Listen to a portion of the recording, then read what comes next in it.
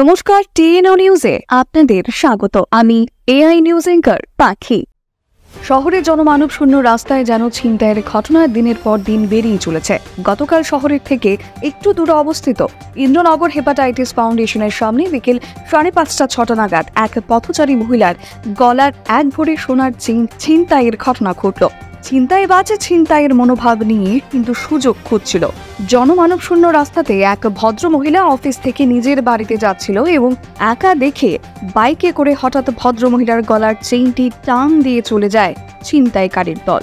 ভদ্র মহিলা ও ওনার স্বামী থেকে জানা যায় ছিনতাইকারী হলুদ রঙের একটি টি শার্ট পরেছিল। পরে পুলিশের কাছে অভিযোগ জানাতে গিয়ে আরো 2 জায়গায় এরকমই ছিনতাই হয়েছে তা জানতে পারেন এবং ওই ছিনতাইবাজি যে ছিল তারও চিহ্নিত করতে পারেন সেই ভদ্র মহিলা। এখনকার মতো সংবাদ এ পর্যন্তই। পরবর্তী নিউজ ও আপডেটস দেখার জন্য অবশ্যই চোখ রাখুন টিএনও নিউজের পর্দায়।